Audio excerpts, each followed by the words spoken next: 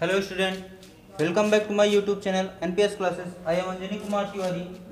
आज का हमारा जो टॉपिक है, क्लास 9th में हम लोग पढ़ रहे थे the fundamental unit of life. यही चैप्टर चल रहा था। इस चैप्टर में हमने न्यूक्लियस के बारे में बात की थी अपने पिछले वीडियो में। किसके बारे में? न्यूक्लियस के बारे में। आज हमें बात किसके बारे में करनी है? माइटोकॉन्ड्रिया के बारे में, यानी जो एक अगला सेल ऑर्गेनेल्स है उसके बारे में बात करते हैं। उसका नाम क्या है? माइटोकॉन्ड्रिया है। उसका नाम क्या है? माइटोकॉन्ड्रिया। माइटोकॉन्ड्रिया क्या होती है भाई, इसके बारे में थोड़ा हम जान लें, ठीक है। उसके बाद इसका फंक्शन जानेंगे और इसका फिगर देखेंगे। 3 चीज आज का जो टॉपिक है वो है इसका माइटोकॉन्ड्रिया क्या होती है, फिर माइटोकॉन्ड्रिया का फंक्शन क्या होता है, उसके साथ साथ फिगर क्या होता है, ठीक है ना। माइटोकॉन्ड्रिया कैसे होता है, ये 3 चीज जानेंगे हम। ओके, चलिए आइए साथ में हमारे माइटोकॉन्ड्रिया के बारे में पढ़ते हैं। माइटोकॉन्ड्रिया क्या है? It is small spherical and rod, long rod और फिलामेंटस स्ट्रक्चर। इसका स्ट्रक्चर कैसे है? छोटी होती है, देखने में कैसी होती है? छोटी होती है। उसके साथ साथ स्फेरिकल होती है। स्फेरिकल मतलब गोल होती है लेकिन अंदर से खोखली होती है। गोल अंदर से खोखले का मतलब इसके अंदर कोई और चीज भरा हुआ होगा, फिल्ड होगा किसी दूसरी चीज से, ठीक है ना। उसके बाद आगे लॉन्ग रॉड, जैसे एक रॉड दिखाई देती है लंबी, उसी लंबे रॉड की तरीके से माइटोकॉन्ड्रिया दिखाई देती है। और उसके साथ साथ फिलामेंटस स्ट्रक्चर। स्ट्रक्चर इसका कैसा होता है? जैसे फिलामेंट होता है उस टाइप का स्ट्रक्चर इसका, उस टाइप की संरचना इसकी होती है। इतनी चीज समझ में आई? The average length is 3 to 5 micrometre. इसकी जो लेंथ की बात की जाए, अगर इसकी एवरेज लेंथ की बात की जाए, लंबाई की बात की जाए, तो 3 से 5 माइक्रोमीटर होती है। किसकी लंबाई? माइटोकॉन्ड्रिया की। Okay, and diameter vary from 1 mitochondria to 2 mitochondria. जो माइटोकॉन्ड्रिया का डायमीटर होता है वो वेरी करता रहता है, वो अलग अलग होता रहता है, ठीक है। 2.2 माइक्रोमीटर से 2 माइक्रोमीटर तक इसकी जो डायमीटर होती है वो वेरी करती रहती है। कभी 0.2 माइक्रोमीटर होगी तो कभी 2 माइक्रोमीटर हो जाएगी। ओके, तो इस तरीके से इनके बीच में ही रहेगी, यानी एवरेज लेंथ बताई गई है। एवरेज में बताया गया है कि इसके बीच में ही होनी चाहिए। ओके, 3 to 5 मतलब 4 भी हो सकता है, 3.1 भी हो सकता है, 3.5 भी हो सकता है, ठीक है, 4.5 भी हो सकता है। तो इसका मतलब एक एवरेज लेंथ बताई गई कि इससे इसके बीच में इसकी जो लेंथ होगी वो होगी, ठीक है। अब आगे, mitochondria are found in eukaryotic cell. Mitochondria कहाँ पे पाया जाएगा? यूकैरियोटिक सेल्स में। किन में पाया जाएगा? यूकैरियोटिक सेल्स में। प्रोकैरियोटिक में ये होगा जरूर, लेकिन वेल डेवलप हो सकता है ना हो, ठीक है ना। Each mitochondria show following 4 distinct सब रीजन। जो माइटोकॉन्ड्रिया होती है इसके कुछ क्षेत्रों के बारे में बताया गया, इसका कुछ स्थान बताया गया है कि इसके अंदर ये सारे स्थान भी पाए जाते हैं। अगर माइटोकॉन्ड्रिया है तो उसके अंदर आउटर मेम्ब्रेन होगी, आउटर मेम्ब्रेन मतलब सबसे बाहरी परत। उसके बाद इनर मेम्ब्रेन होगी, इनर मेम्ब्रेन के बाद मैट्रिक्स होगा, and the inner membranes space. उसके साथ इनर मेम्ब्रेन जो होगी उसमें स्थान भी पाया जाएगा, उसमें कुछ स्थान भी रहेगा, ठीक है। The inner membrane is highly folded and form sheet like और tubular structure known as Christie.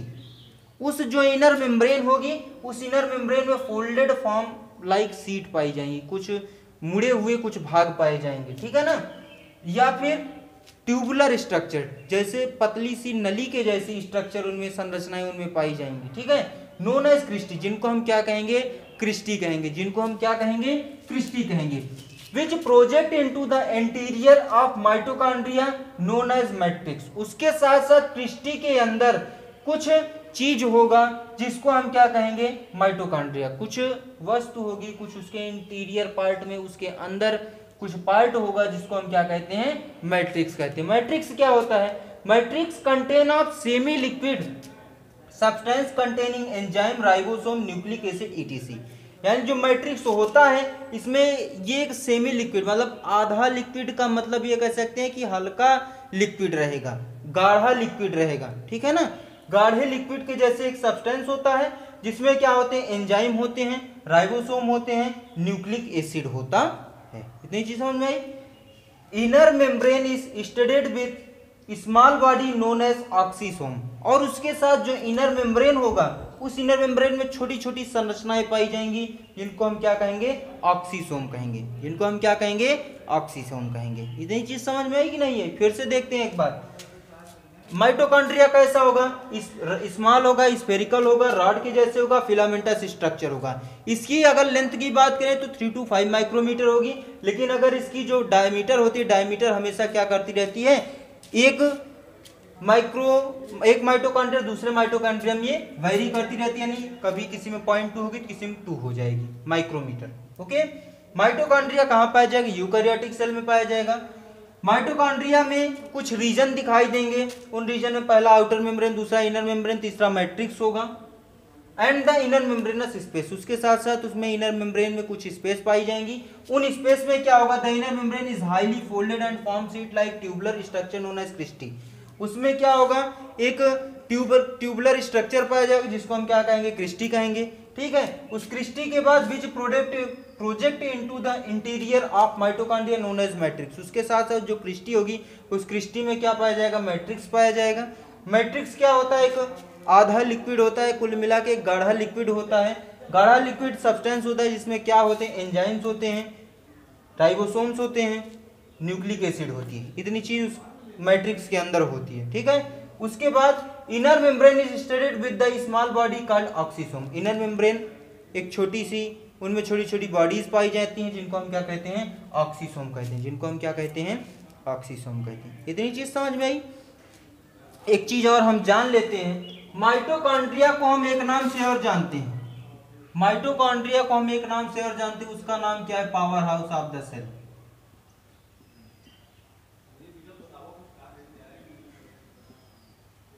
ठीक है, इसको हम इसलिए बाद में बता रहे हैं कि अभी तक तो हम बात कर रहे थे इसके स्ट्रक्चर की। ठीक है, माइटोकॉन्ड्रिया को हम power house of the cell भी कहते हैं।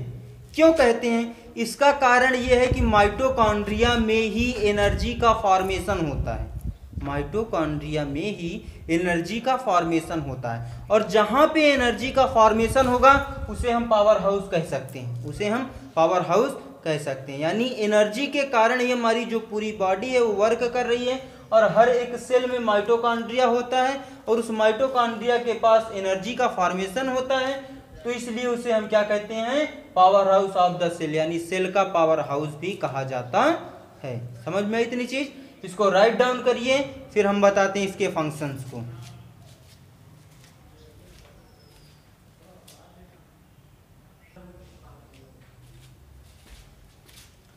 चलिए अब बात हम करते हैं किसके फंक्शन की, अब बात हम किसकी करते हैं, माइटोकॉन्ड्रिया के फंक्शन की। ठीक है ना, in mitochondria the ATP is formed by Krebs cycle. Krebs cycle के द्वारा क्या होता है, माइटोकॉन्ड्रिया में एटीपी का फॉर्मेशन होता है, इसलिए हम इसको क्या कहते हैं, power house of the cell कहते हैं। Mitochondria also regulate the calcium ion concentration inside the cell. Mitochondria क्या करती है, कैल्शियम आयन को रेगुलेट करती है, उसके कॉन्ट्रैक्शन को, जो कि सेल के अंदर कॉन्ट्रैक्शन कैल्शियम आयन का होता है, उसको माइटोकॉन्ड्रिया क्या करती है, रेगुलेट करती है। ठीक है ना, इतनी चीज समझ में आई। अब हम बात करते हैं किसकी, स्ट्रक्चर ऑफ माइटोकॉन्ड्रिया, यानी माइटोकॉन्ड्रिया का के स्ट्रक्चर के बारे में बात करते हैं।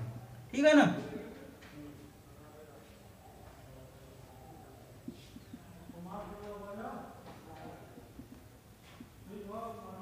देखो माइटोकॉन्ड्रिया हमने सबसे पहले क्या बताया था कि इसमें एक आउटर लेयर होती है जिसे हम आउटर मेम्ब्रेन कहते हैं। आपको दिख रही होगी एक आउटर मोस्ट लेयर, ये जो सबसे ऊपर की परत है। ठीक, उसके बाद फिर हमने बताया कि एक इनर मेम्ब्रेन होती है, ये जो नीचे वाली परत दिख रही चारों तरफ आपकी इसमें, ठीक है, उसे क्या कहते हैं, इनर मेम्ब्रेन। इनर मेम्ब्रेन के बाद फिर हमने बताया था कि उसमें स्पेस दिखाई देता है, इनर मेम्ब्रेन में स्पेस दिखाई देता है। इनर मेम्ब्रेन में क्या दिखाई देता है, स्पेस दिखाई देता है। आप देख सकते हैं इस फिगर में इनर मेम्ब्रेन का स्पेस, ये यहाँ पे देखिए बीच बीच में ये सारी स्पेस खाली है। ठीक, इसे कहते हैं इनर मेम्ब्रेन स्पेस। फिर उसके बाद क्रिस्टी, ट्यूबुलर लाइक स्ट्रक्चर दिख रहा है, ये जो देखो ऐसे ऐसे बना हुआ है ई टाइप कुछ, इसे हम कहते हैं क्रिस्टी। क्रिस्टी के अंदर हमने कहा था एक सेमी लिक्विड सब्सटेंस भरा हुआ था जिसे मैट्रिक्स कहते हैं। ये देखिए सेमी लिक्विड मटेरियल भरा हुआ, सब्सटेंस भरा हुआ है। उसके बाद फिर हमने कहा था कि जो क्रिस्टी होती है उस क्रिस्टी से जुड़े हुए क्या लगे हुए होते हैं, एक पॉइंट जैसी संरचना दिखाई पड़ती है। तो आप ये देखिए, ये वाली पार्ट, इस वाले पार्ट को देखिए, ये पार्ट क्या है आपका, ऑक्सीसोम है। ये पार्ट क्या है आपका, ऑक्सीसोम। यहाँ पे आप देख सकते हो अच्छे से, ठीक है ना। अगर इसमें आपको कोई भी दिक्कत हो, कोई चीज़ ना समझ में आई हो, कमेंट बॉक्स में आप टाइप कर सकते हैं। उसके साथ साथ अगर वीडियो अच्छी लगी तो लाइक ज़रूर करिएगा, चैनल पे नए हो तो सब्सक्राइब जरूर करिएगा। उसके साथ साथ इस वीडियो को ज़्यादा से ज़्यादा शेयर करिएगा। Thank you class.